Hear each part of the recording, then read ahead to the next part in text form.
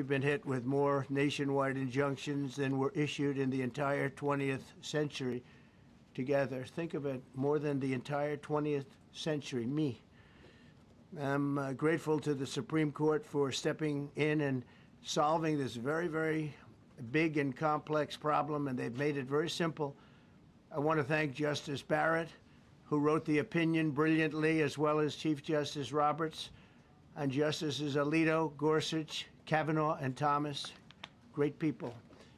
Thanks for this decision, and thanks to this decision, we can now promptly file to proceed with numerous policies that have been wrongly enjoined on a nationwide basis. And some of the cases we're talking about would be ending birthright citizenship, which now comes to the fore. That was meant for the babies of slaves. It wasn't meant for people trying to scam the system and come into the country on a vacation. This was, in fact, it was the same date, the exact same date, the end of the Civil War. It was meant for the babies of slaves, and it's so clean and so obvious. But this lets us go there and finally win that case, because hundreds of thousands of people are pouring into our country under birthright citizenship, and it wasn't meant for that reason. It was meant for the babies of slaves. So thanks to this decision, we can now promptly file to proceed with these numerous policies, and those that have been wrongly enjoined on a nationwide basis, including birthright citizenship, ending sanctuary city funding, suspending refugee resettlement, freezing unnecessary funding, stopping federal taxpayers from paying for transgender surgeries, and numerous other priorities of the American people. We have so many of them. I have a whole list. I'm not going to bore you, and I'm going to have Pam get up and say a few words, but there's really, she can talk as long as she wants, because this is a very important decision. This is a decision that covers a tremendous amount of territory. But I want to just thank, again, the Supreme Court for this ruling. It's a giant. It's a giant. And they should be very proud, and our country should be very proud of the Supreme Court today. And with that, I'd like you to listen to the words of Pam Bondi. She's an incredible Attorney General. We're very proud of her. And as you know, Todd Blanche is with us, and we have so many others that worked on this case and other cases. And I think they're doing a great job. Pam, please say a few words. Thank you, President Trump. Thank you for fighting for all Americans. Americans are finally getting what they voted for. No longer will we have rogue judges striking down President Trump's policies across the entire nation. No longer. Today, in the 6-3 opinion, Justice Barrett correctly holds that the district court lacks authority to enter nationwide or universal injunctions. These lawless injunctions gave relief to everyone in the world instead of the parties before the court. As the Supreme Court held today, they turned district courts into the imperial judiciary. Active liberal judges have used these injunctions to block virtually all of President Trump's policies. To put this in perspective, there are 94 federal judicial districts. 5 of those districts throughout this country held 35 of the nationwide injunctions. Think about that. 94 districts, and 35 out of the 40 opinions with nationwide injunctions came from 5 liberal districts in this country. No longer. No longer. These injunctions have blocked our policies, from tariffs to military readiness to immigration to foreign affairs, fraud, abuse, and many other issues. The judges have tried to seize the executive branch's power, and they cannot do that. No longer. No longer. And on immigration, on a side note, today marks 2,711 arrests on these terrorists and these gangs. Total arrest today with HSI investigations. And thank you, Stephen Miller. Thank you to Homeland Security. Thank you to everyone working hand in hand with the FBI on all of these transnational gangs. TDA has been a huge terror to our country, as well as MS-13, as well as Sinaloa cartels. No longer. No longer. These injunctions have allowed district court judges to be emperors. They vetoed all of President Trump's power, and they cannot do that. This has been a bipartisan problem that has lasted 5 presidential terms, 5 different presidents, and it has ended today. We will continue to fight for President Trump's policies. I want to thank the Office of White House Counsel, Dave Warrington. You and your staff have been incredible. Our Solicitor General's office, John Sowers, Sarah Harris, and Todd Blanche and Emil Bovey. Todd's going to say a few words because we've had another major ruling today on transgender books and some other great wins that we've had.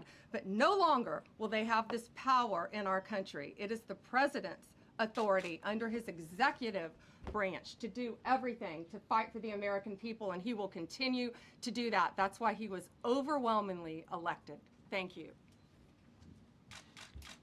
Thank you. Today's a great day for the rule of law. It's a great day for the Justice Department, and it's one that's been a long time coming, and one that every American should have been waiting for with bated breath. And so I echo what the President said and Attorney General Bondi, that the Supreme Court did a great thing today, not only for this administration, but for every American in this country.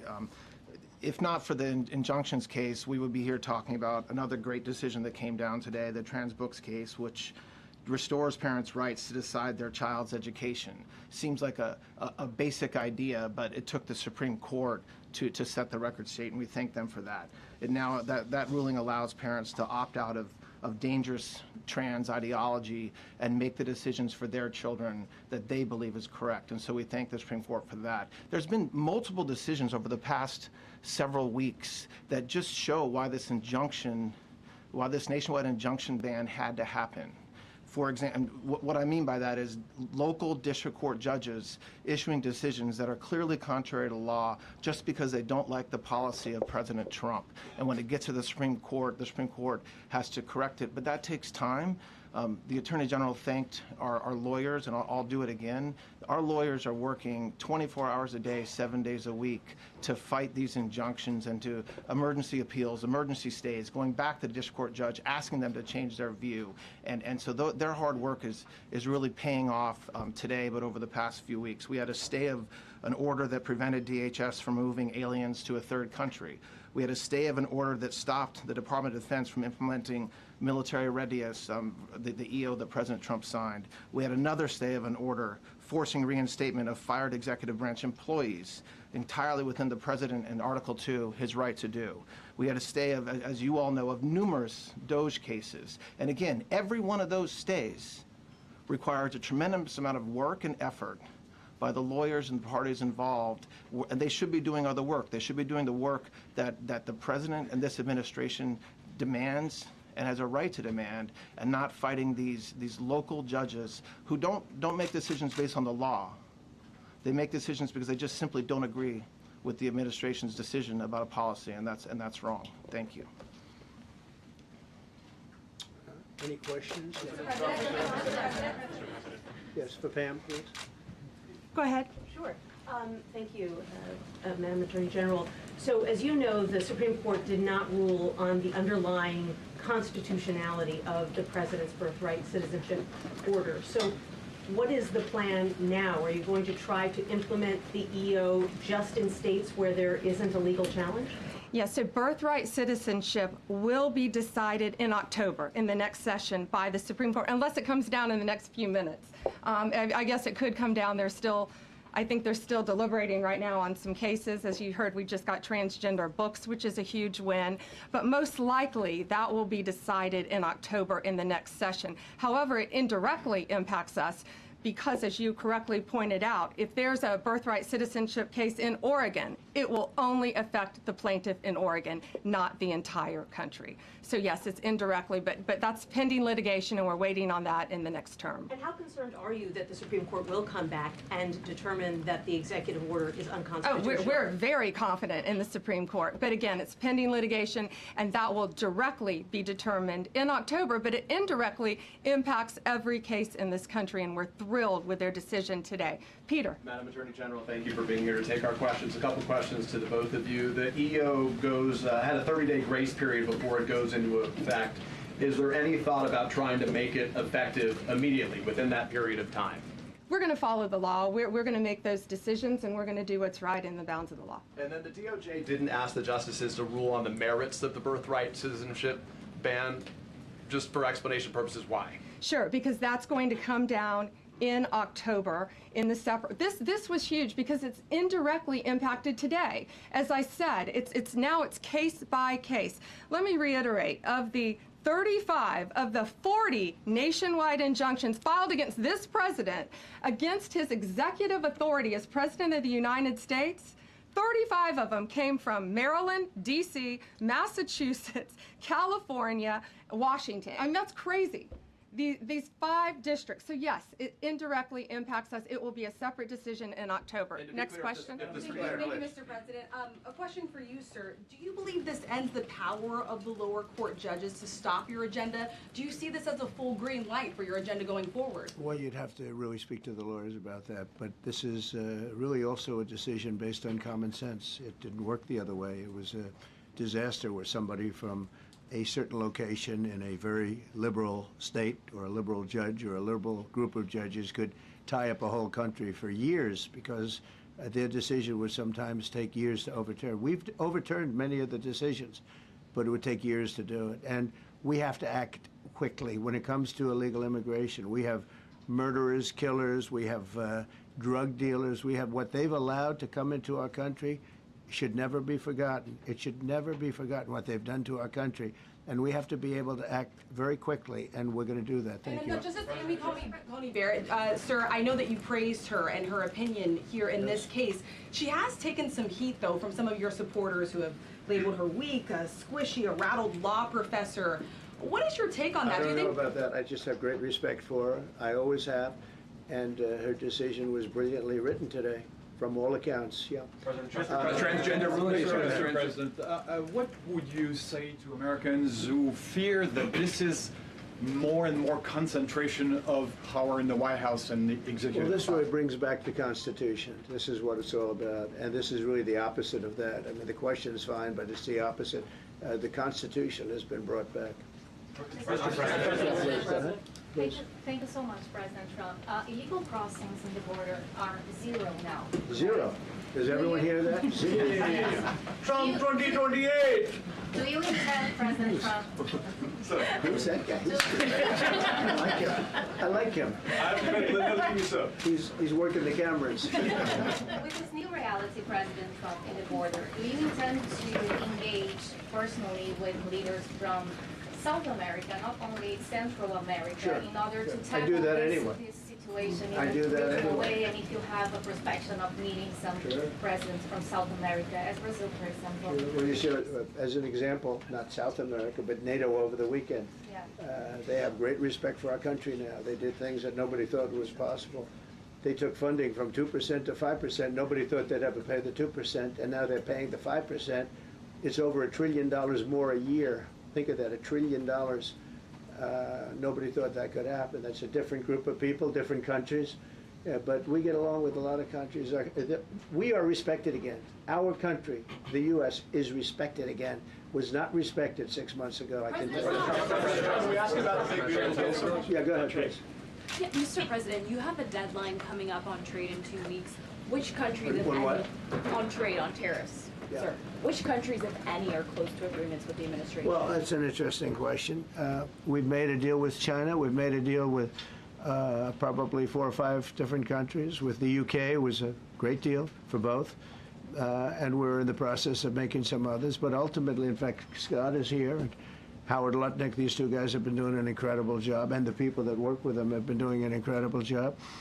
But, you know, we have 200 countries. You could say 200 countries plus. We can't do that.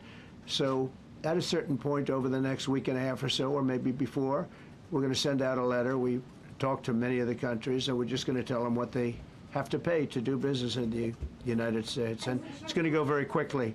But some of the bigger countries, so India, I think we're going to reach a deal where we have the right to go in and trade. Right now it's restricted. You can't walk in there. You can't even think about it. We're looking to get a full trade barrier dropping, which is unthinkable, and I'm not sure that that's going to happen, but as of this moment, we've agreed to that, go into Indian trade. We're going to be trading in China. That's going to come a little bit down the road, but we're going to be trading in China. We have a lot of great things going, and we're getting along with countries, but some will be disappointed because they're going to have to pay tariffs. And we've taken in already hundreds of billions of dollars in tariffs. No inflation. The only problem we have is we have a Fed guy that doesn't understand what's happening, and it would be great if he'd lower the rate because we'd be able to borrow a lot cheaper. Yeah, go ahead, please. Mr. President, a question on trade. Why don't we keep it on this subject? This is such a big subject. You know what? Trade is so big, but this, I don't know, in a certain way, this might be bigger than trade.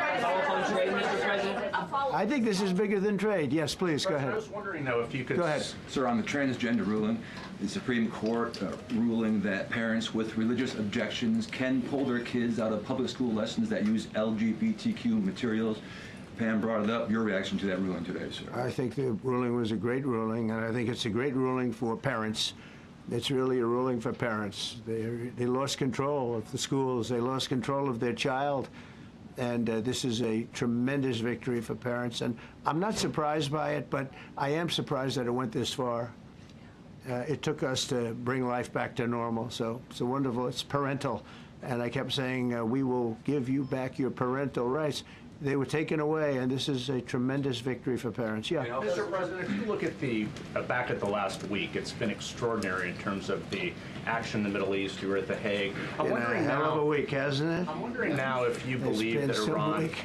I'm wondering now, sir, if you believe that Iran has given up its long history of ambitions with nuclear weapons, or what you would like to see from them to prove that they do, and what type of meetings is your administration looking for next week with Iran? So Iran wants to meet.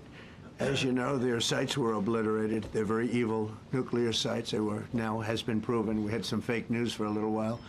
The same people that covered the Hunter Biden laptop was from Russia. The same people that did 3 or 4 other Russia hoax. But on their ambition. No, wait, just listen. They came up with something that delayed the credit that our great pilots and these great what talent that was, and they hit it right down in the spot.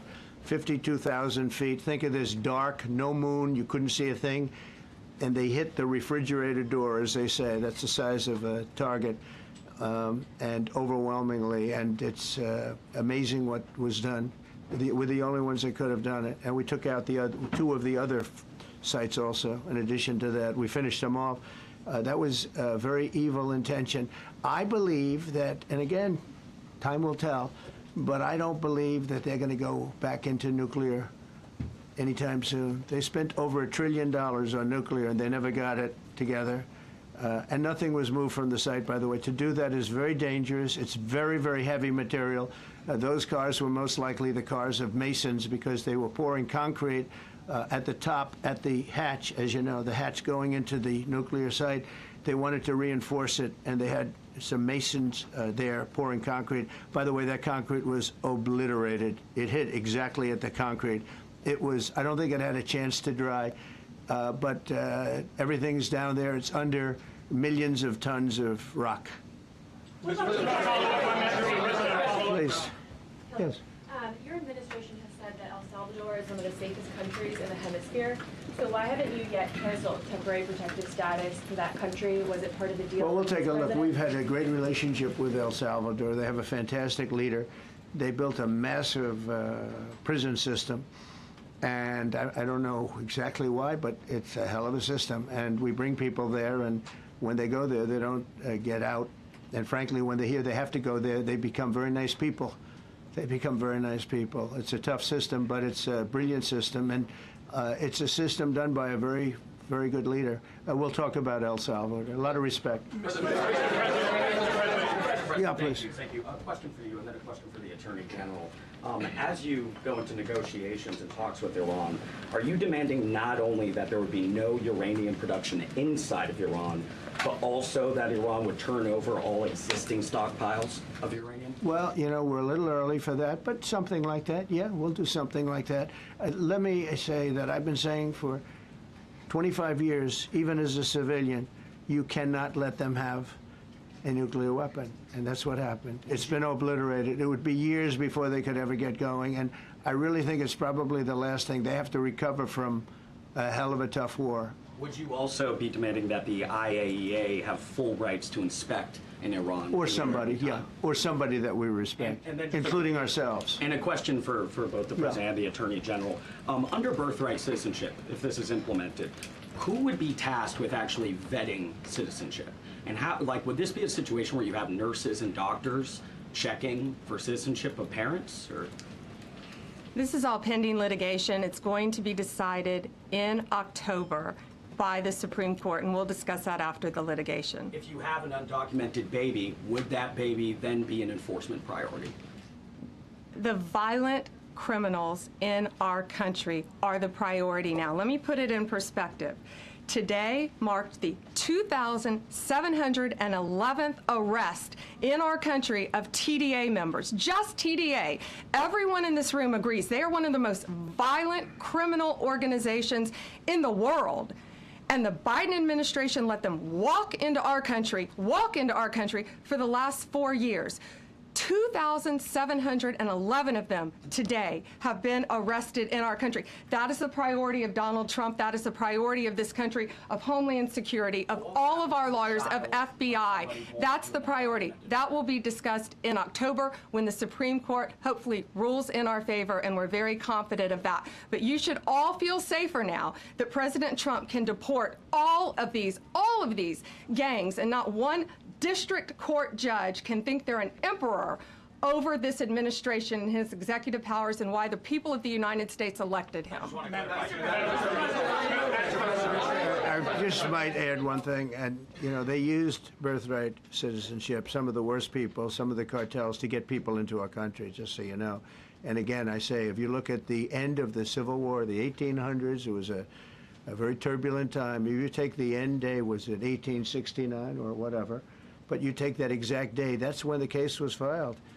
And the case ended shortly thereafter. This has to do with the babies of slaves, very, very obviously. And I think we're going to win. People I don't think they went about discussing it right. I came along and we looked and we said, wait a minute, this is wrong. We've been looking at birthright citizenship wrong for years, but they've used it. The cartels have used birthright citizenship to get very bad people in, and what Pam's doing and what Todd and everybody else, what they're doing at DOJ and all over, FBI, ICE, Border Patrol, these are incredible people. They're trying to keep our country safe, and they don't want to have people come in. This is just another way that they get illegal immigrants into our country, and in some cases, very, very bad ones. Go ahead. Thank you, Mr. President. On your tax bill, if I could for a moment, senators are racing to rewrite parts of it right now after the Senate parliamentarian ruled that sections of it were outside of the process that they're using to get this through. Do you think that senators should respect the decisions of the parliamentarian? And what have you personally done in the last 48 hours to try and get Republican senators who are against the bill to a yes? Well, look, it's a great bill. It's a massive tax cut. If it's not approved, your taxes will go up by 68%. Think of that, 68, a record, the highest in the history.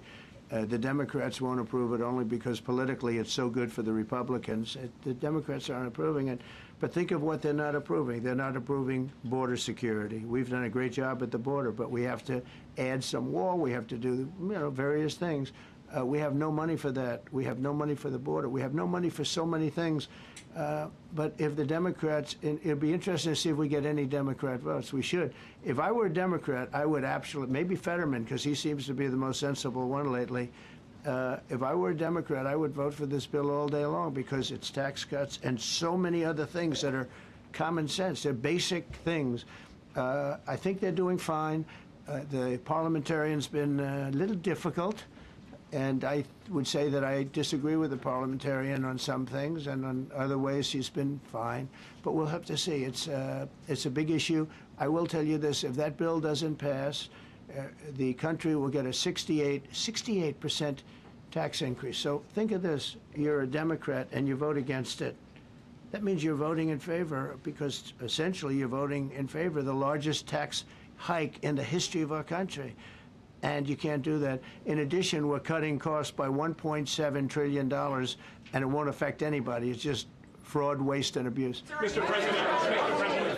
Mr. President, a leading global economist just did a 180 and says your tariff plan, you may have outsmarted everybody with it. What is your message? I love this. I love this question. This is the favorite. This is the best question I've ever been asked because I've been going through abuse for years on this. But Mr. Because as you know, we're taking in hundreds of no inflation whatsoever. But Mr. President, what is your message to critics who think your tariff plan will cause a recession? I think they should go back to business school. It's so obvious. It's so obvious. I mean, we're taking in billions and billions of dollars from China and a lot of other countries. We took in. I had a call from somebody in the House and a high official. Sir, we have a problem. We don't know what to do. The books are a mess. I said, what do you mean by the books? The books, the money coming in. It's so terrible. I figured, oh boy, what's this? I don't like this question. I said, so what seems? There's so much money coming in, and there must be some kind of an accounting mistake because we have hundreds of billions of dollars more money than we thought. I said, do me a favor, go check call me back. You have to call me back. Check the tariff column. Calls me back 2 hours later, says, you're right. We took in $88 billion in tariffs. They have so much money coming in. But more important than the money coming in, we have companies coming in, factories coming in, auto plants being built. AI is being built here instead of being built all over Europe and Asia. We have all of it. We have over $15 trillion, just about, Scott. I think we're right about that number. We went to Saudi Arabia. We went to Qatar. We went to UAE. Very smart people, very smart leaders, great leaders. And we took in $5.1 trillion just there. Without the tariffs, I mean, they also liked a thing called November 5th, November 6th, and November 7th. That was a very good little period of time. It's called the presidential election. You know, you used to have one-day election. Now you have it go over it. But even if you just took that little period, because it was pretty obvious it was going to be a landslide. And they like that, but they love the tariffs. I had Texas Instruments come in the other day, big company, and he said, we're putting in $60 billion into new plants and new equipment, new everything. Sir, you're going to keep the tariffs, aren't you? Because if I ever took the tariffs off, and we are going to absolutely keep it. And they're worried that somebody that, like this communist from New York, someday gets elected. I can't believe that's happening. That's a terrible thing for our country, by the way. He's a communist. We're going to go to a communistic state. That's so bad for New York. But the rest of the country is revolting against it. But if somebody got elected, they're afraid that if this was taken off, well, we're going to guarantee it's never going to be taken off. And again, we're taking in think of this, hundreds of billions of dollars. And they were all confused because they've never seen this before. You know, it's always the other way. We don't have enough money. So much money is coming in at levels that nobody's ever seen. But most importantly, we have factories being built, car plants being built, companies moving to our country like never before. If you look at 15 trillion, and that's only in a few months. You know, I haven't been here that long. Presidents, like the last one, was a disaster. He's the worst president in the history of our country, by the way. What he did on our border can never, ever be forgotten. To me, that's the worst of all the things. And he's done some terrible things, grossly incompetent. Nobody knew it was him because I don't think it was him. I think it was whoever was controlling the auto pen. But our country is doing great. And those leaders and other leaders I just left, as you know, a large group of the most highly respected people. And that includes big countries. When you look at Germany and France and Spain, although Spain didn't come through, but they will. By the way, guaranteed they will. That was the only country that sort of tried to hold back on putting up the money. But just so you know, they said, it's unbelievable what's happened to the USA. You were a dead country. We didn't respect the country, the leader. You were dead as a doornail. One said to me, you went from being a dead country. You are right now the hottest country anywhere in the world. The whole world is talking about the USA, and everybody wants a part of it, and they're pouring into our country, and you're going to see those numbers. Thank you for that question.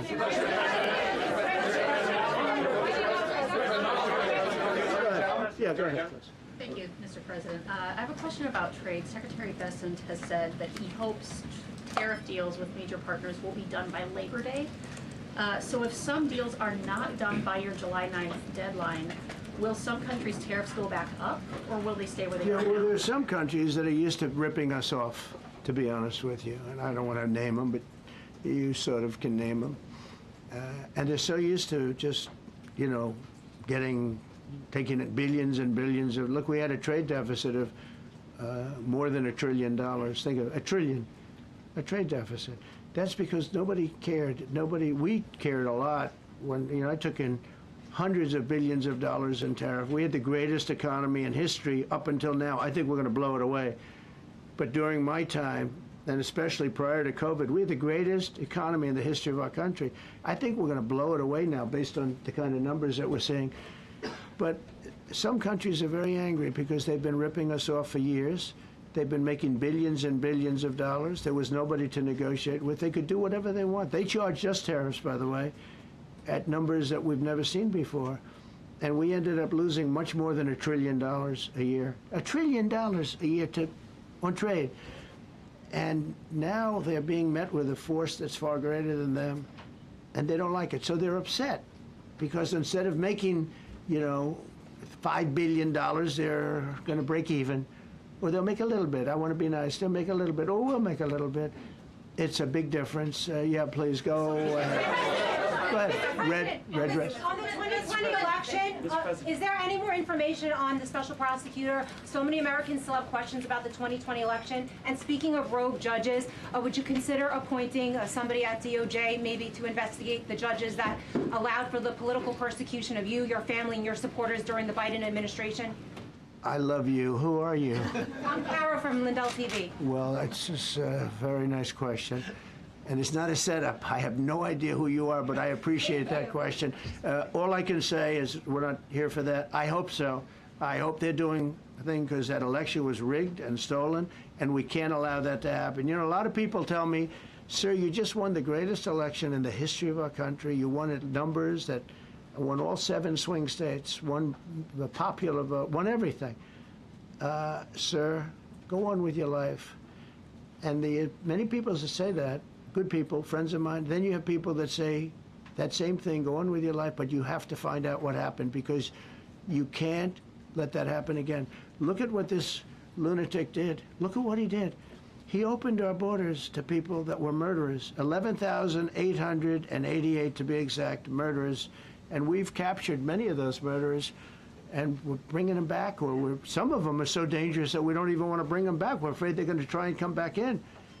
But he allowed people to come into this country, people from mental institutions, insane asylums, that's a mental institution on steroids, people from mental institutions, gang members, drug dealers, people, jails, being emptied out into our country. Venezuela emptied out almost its entire prison population into our country. But I don't want to blame them. Many countries have done that. The Congo, we have a great press conference coming up later, and it's the Congo and Rwanda. They were fighting for years, and it was machetes, it was vicious, it was as vicious, people's heads being chopped off. And I have a man who's very good in that part of the world, very smart, and put them together. And we're signing a peace treaty today. First time in many years they're going to have peace. And it's a big deal. We talk about Russia, and we're working that one. President Putin called up and he said, I'd love to help you with Iran. I said, do me a favor. I'll handle Iran. Help me with Russia. We got to get that one settled.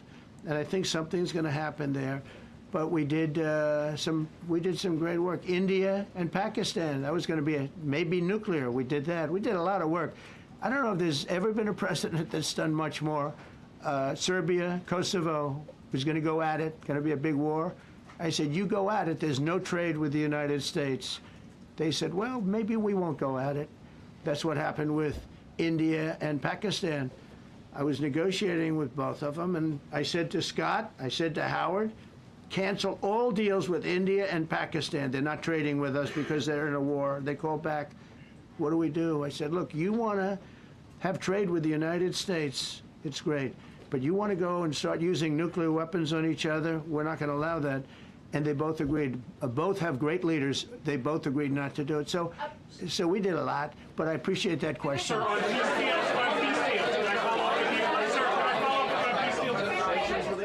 Thank you so much. Thank you, Mr. Orange. President. Thank you, Mr. President. I was just speaking with Senator Ron Johnson on the One Big Beautiful Bill, and he says he really wants to get to yes for you and get this accomplished. He does. He's a good man. But he also said that he needs more time, and he is not certain that the July 4th deadline is possible. Well, then he's not such a good man. Because there's too much work to do. He's a good man. Ron How Johnson's important- doing a good job. He's very committed. Every Republican senator is committed. And, you know, you could have a couple of grandstanders, in all fairness. You could have somebody else. And it's very dangerous because our country would go from being the most successful country in the world to who knows what happens with a 68%, think of it, 68% tax increase. That was given by the Democrats because they like high taxes. I don't know what happened. You know, all my life, I'd grow up and I'd watch politicians talking. I'd say, oh, that's fun. And they were always saying, we will cut your taxes. We will cut your tax. I never heard it. They say, we will raise your taxes. And they elect people like this guy in New York that maybe has a chance. I find it hard to believe, but he maybe has a chance. They want to raise your taxes. So they want to see a 68% tax increase. That's more money than anybody could afford. You'd go into a depression if that ever happened. So I think there's a lot of pressure to get that approved. How important is the July 4th deadline to you? If It's important. It's not the end all. August? It can go longer, but we'd like to get it done by that time, if possible. And look, we have a lot of very committed people, and they feel very strongly about a subjects that you're not even thinking about that are important to Republicans. The problem we have is that it's a great bill. It's a popular bill, but we'll get no Democrats only because they don't want to vote for Trump. If that bill was their bill, oh, they would be so happy. It's so great for our military. It's great for everything. And they would normally vote, but because their hatred of Trump, they have Trump derangement syndrome at levels never seen before. And instead of voting for a tax cut, they're voting for a tax increase of 68%. They're voting to destroy Social Security, destroy Medicare, and destroy Medicaid. And we're voting to make them perfect and to make them better, make them stronger and better. They're going to destroy Medicaid, and they're going to destroy Medicare, and Social Security will follow. If you vote for the Democrats, you're dead on those three things. Thank you, Mr. President. On a related subject, many Democrats have said that they are not going to support crypto bills in Congress only because of you and your family's personal crypto ventures. And these votes are in some cases needed to pass. Are you open to the idea of pulling away from your personal crypto ventures just for the next few years if that helps get these crypto bills passed in the next few months? Well, it's a very funny thing, crypto. So I became a fan of crypto, and to me it's an industry. I view it as an industry, and I'm president. And if we didn't have it, China would, or somebody else would, but most likely China. China would love to. And we've dominated that industry. It's a big industry, by the way. In fact, when the stock market went down recently, crypto and Bitcoin and all of that went down much less than anybody else as a group. And we've created a very powerful industry, and that's much more important than anything that we invest in. We invest in it, but really that was an industry that wasn't doing particularly well. I got involved with it a couple of years ago, and before the second term. I got involved before I decided to run. I only decided to run because I saw what was happening, and Biden was incompetent, and the administration was crooked and incompetent. And I was in Bitcoin then, not knowing if I was going to do it a third time. So it's become amazing. I mean, it's the jobs that it produces. And I notice more and more you pay in Bitcoin. I mean, people are saying it takes a lot of pressure off the dollar. And it's a great thing for our country. So I don't care about investing. You know, I have kids, and they invest in different things. They do believe in it. But I'm president, and what I did do there is build an industry that's very important. And, you know, if we didn't have it, China would. Okay. Sir, Mr. President. Go ahead. With the glasses. Gentlemen, go ahead, please. Go ahead. Thank you, Mr. President. So, are you going to cut funds in the sanctuary states, like, for instance, California, that keep supporting illegal immigration, and then these people work under Yeah, we're the giving them table? a hard time. And also, in a foreign policy I question. mean, they don't have a governor in California. They have a man that wants to give away everything to people that nobody's seen before. If we didn't go into Los Angeles with the military, which did a fantastic job, but if we didn't go into Los Angeles bringing in the National Guard, I would have brought the military if it was necessary, because you have to. We have the right to. That was another thing upheld by the Supreme Court. But if we didn't go in with the National Guard and be strong and tough, you wouldn't maybe have Los Angeles. It would be like the rest of California, the rest of Los Angeles. They lost 25,000 houses in a fire. They should have lost none. You know, I sent the water down. I had to break into their water supply because they just refused to do it. They're crazy. There's something wrong with them. They have plenty of water. They don't have droughts or anything. They have plenty. We let it come down from the Pacific Northwest. They routed all the water out into the Pacific Ocean for environmental reasons, okay? And now you have 25,000 houses, none of which would have burned down if you had the water.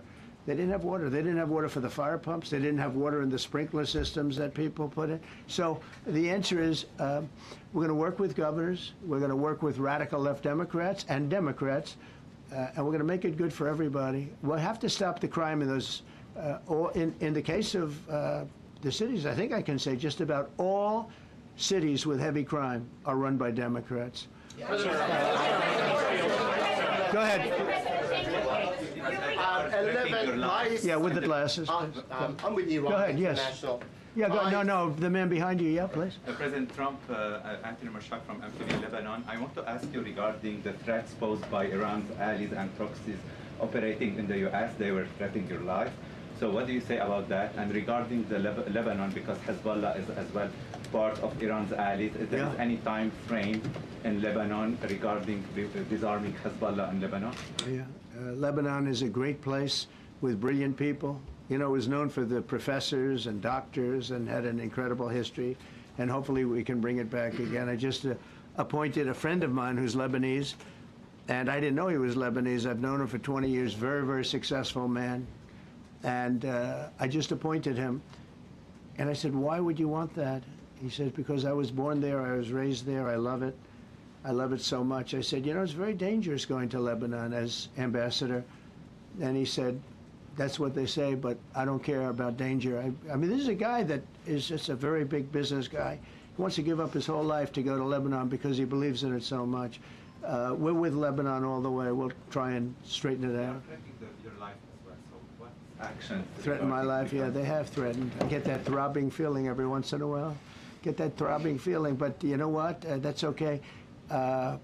This is a dangerous business. What I do is a dangerous business. You know, I tell the story of the car companies and different people in different professions you have. Race car drivers, as an example. 1/10 of 1% die. Bull riders, 1/10 of 1%. That's not a lot, but it's people die. When you're president, it's about 5%. If somebody would have told me that, maybe I wouldn't have run. Okay? This is a very dangerous profession. Yeah, please. By the way, so many questions. Should we keep this going, Pam? Or not? This is the opposite of Biden. Biden would take a half a question and he'd leave without answering it. Go ahead. On Iran. You tell me when it gets boring. Okay. If Iran. Are you from Iran? No, I'm not from Iran. I'm from the UK. But if the intelligence reports conclude that Iran can enrich uranium to a level that concerns you, would you consider bombing the country again? Without question, absolutely. And have you had any conversations? Turned out to be unbelievable. But, you know, our incredible flyers and I call them the shots, these guys are unbelievable. Think, from 52,000 feet, they hit the equivalent of a refrigerator door. They actually hit it right in the center, so it's much smaller than that. And just bomb after bomb going deeper, deeper, blowing up. Incredible, incredible thing. I don't know if you heard the general, he was very impressive. Raisin Cane. You know, he's the one that beat ISIS for me. And he did it in a matter of weeks. And I was told it was going to take 4 or 5 years. And when I got this job, I always said, if I get this job, I'm going to put that guy as the head of the Joint Chiefs of Staff. And Dan Kane, and he, when I heard his name was Raisin, his nickname is Raisin Cane. I said, you got to be kidding. So I liked him right from the beginning. But he knocked out ISIS in a time that nobody ever thought possible. And when this attack was completed and so successful, I said, now I know how you knocked out ISIS so quickly. But we have the best people, we have the best equipment in the world. You know, I rebuilt the military during my 4 years, during my other term. We have the best equipment in the world. The problem is we gave away, you know, a lot of it, but small, relatively speaking. We gave a lot of it away to Afghanistan. Shouldn't have happened. That just shows how incompetent they were. They gave all that equipment away, billions and billions of dollars worth. Shouldn't have happened, but that was small compared to what we have. Now we have a great military with great people. Okay. Yeah, please. Mr. President, congratulations. A couple of very different questions. One is Rwanda, 1994. As you grew up in New York, we all knew how horrific those attacks were. Congratulations on that treaty. There are talks that perhaps... That's going to take place today at 3 o'clock in the Oval Office. We're going to have a signing with Rwanda and the Congo. I have a follow-up. So I'm a little out of my league in that one because I didn't know too much about it. I knew one thing. They were going at it for many years and with machetes. It is one of the worst wars that anyone's ever seen. And I just happened to have somebody that was able to get it settled. I mean, just a brilliant person who is very comfortable in that part of the world. It's a very dangerous part of the world. I said, are you uncomfortable there? People are being killed. School children are being raided and killed. And I don't even want to say how, but as viciously as I've ever heard. Are you uncomfortable? No, that's the part of the world that I know. Very comfortable. Was able to get them together and sell it. And not only that, we're getting for the United States a lot of the mineral rights from the Congo as part of it. They're so honored to be here. They never thought they'd be coming to, look, this is a very tough part of the world. They never thought, they were just telling me, they never thought they'd ever be coming to the White House, and they're so honored. And so we're going to give them a great big reception, but that's after many years of fighting. It's a great thing. That's at 3 o'clock, I believe. Sir, are you concerned at all about secret nuclear sites in Iran? You talked about maybe just secret nuclear site? Yes, that there might be some that's not really. Can I tell you, they're exhausted. And Israel's exhausted too. And I dealt with both of them. And they both wanted it settled, both of them. And we did a great job, but they're exhausted. The last thing they're thinking about right now is nuclear. You know, they're thinking about tomorrow, trying to live. It's such a mess. It's such a mess. The place was bombed to hell. And no, I'm not worried about it at all. And I'm putting out a little statement. I'm going to respond to the Ayatollah's statement yesterday that we won the war. Oh, God, we won the war. And I said, look, you're a man of great faith, a man who's highly respected in this country. You have to tell the truth. You got beat to hell. And Israel was beat up too. They were both beat up. And it was a great time to end it. It was quick. They got the hate out. There was a lot of hate, a lot of hate. It would be great if they didn't have that hate. But the last thing they're thinking about is nuclear weapons right now. Please. Thank you, Mr. President. Iris Howe with NTD Research Media with the Epoch Times. Thank you so much for doing this. It's very refreshing for all of us here. It's a good group. In this room. It's refreshing. Very refreshing. Yes, we haven't had this in, for the past I understand what you mean. So thank you so much for coming out here. Other than Caroline's done a great job. Yes, sure. You're referring to the past administration, not to Caroline, right? Yes. Back to the ruling today, if you don't mind. So you have always talked about winning for the American people. Right. How do you think today's ruling will enable you to further deliver for American families and workers across the country, not only when it comes to immigration, but also when it comes to trade, energy? What actions are most eager to move forward Well, I think now? taking power away from these absolutely crazy radical left judges is a tremendous, this is such a big day. This is such a big day. It's like, it's sort of sad because we're doing the signing at 3 o'clock, and this may very well dominate the signing of a big war that was going on and really affecting the continent of, think of it, the entire continent of Africa was being affected. And we're settling that war today, and this will probably be a headline. But this is a very big moment, and it gives power back to people that should have it, including Congress, including the presidency. And it only takes bad power away from judges. It really doesn't take power. It takes bad power, sick power, and unfair power. And it's really going to be, this is a very monumental decision. Yeah, please. Yes, President, thank you very much. On July 9th, is that July 9th date set for tariffs to snap back? Or could there be a... We can do whatever we want. We could extend it. We could make it shorter. I'd like to make it shorter. I'd like to just send letters out to everybody. Congratulations, you're paying 25. 5%. He doesn't want, he's a much nicer person than I am. Go ahead, you finish it up? Who are you considering for the Federal Reserve then? And are you speeding up that process? I see Secretary. Oh, he's terrible. He's terrible. I mean, I have a list of things. We're like 38 on the list. We pay, you know, Cameroon and different places are paying the same as us. Because, you know, you have somebody sets a rate at 4% or 4.5%. It's hard to go out and say we should be paying 1% when you have your so-called experts doing that. And the sad part is, you know, as per the question that you asked about tariffs, we've had the tariffs and we have less inflation than we had before. What we have is a hell of a lot more money, a hell of a lot more income, and we shouldn't be paying a rate like that. In other words, when we pay a rate, I'll tell you, each point is the equivalent of $300 billion. So if we had it down 3 points, because I think we should be at 1, you have Switzerland is at 0.25, in other words, 25% of 1%. And they're the number 1 right now, but we should be the number 1. And soon you're going to have, I think, you're going to have where the people will pay will pay, like we had a few years ago, where you put up money, you loan money, and I mean, you actually, instead of paying, you get paid. I love that. I don't know if it's any good, but I love it, where you put up money and you get paid. But we should be in a category, so we should be at the top of the list, not toward the bottom of the list. But we have a man who's not a smart man, and he probably has Trump derangement syndrome.